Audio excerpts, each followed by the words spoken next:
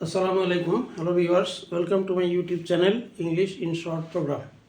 আজকে আমরা transformation of sentence এই পর্বে অ্যাফার্মেটিভ থেকে নেগেটিভ করব। এখন নেগেটিভ করতে গেলে অ্যাফার্মেটিভ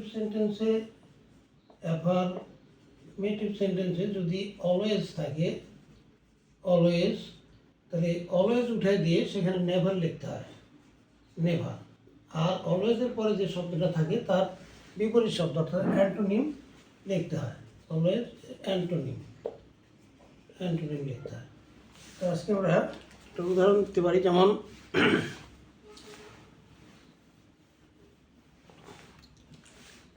মৌলানা Bhasani always loved his country.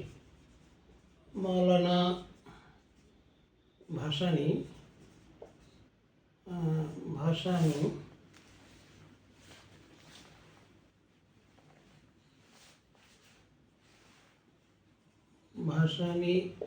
always loved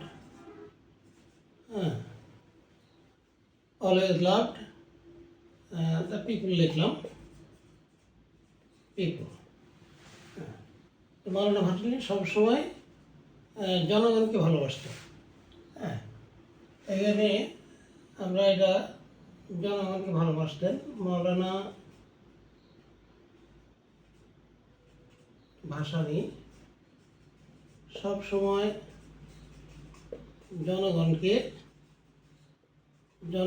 ভালোবাসতেন। এই সেন্টেন্সটা আমরা নেগেটিভ যদি করি, নেগেটিভ করতে গেলে তাহলে আমরা এখানে লিখব মৌলানা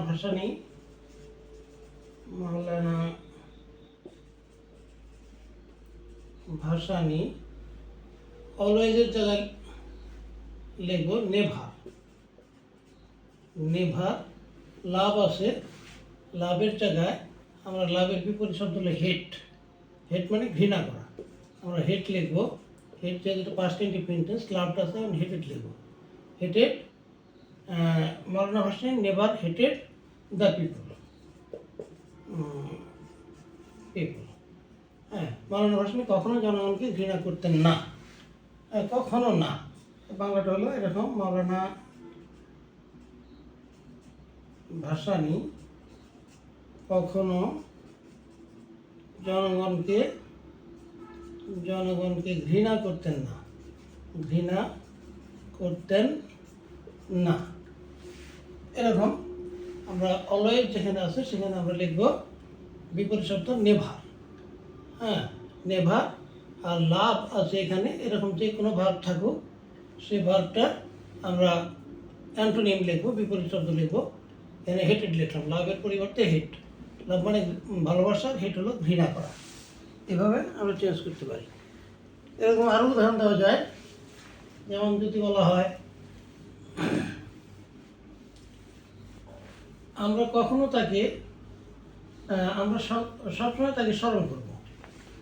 আমরা সবসময় তাকে মনে রাখবো বা স্মরণ করবো, মনে রাখবো। তার ইংরেজি আমরা লিখবো উই শ্যাল অলওয়েজ, স্মরণ করা বা মনে রাখবো, remember him. We shall always remember him. তাহলে এটার বিপরীত আমরা লিখবো, এটা অ্যাফার্মেটিভ, এতে নেগেটিভ করবো। তাহলে আমরা এখানে লিখবো হলো উই শ্যাল, অলওয়েজের পরিবর্তে লিখবো নেভার। এবার নেভার। আর নেভারের পর রিমেম্বার কথাটা আছে, এই রিমেম্বারের বিপরীত শব্দ হলো, রিমেম্বার স্মরণ করা, বিপরীত হলো ফরগেট হিম। আমরা তাকে কখনো ভুলবো না। তো এইভাবে আমরা চেঞ্জ করতে পারি। যেমন অলওয়েজের পরিবর্তে নেভার লিখলাম, রিমেম্বারের পরিবর্তে ফরগেট লিখলাম। তা যে পর্যন্তই। Thank you all. আল্লাহ হাফিজ।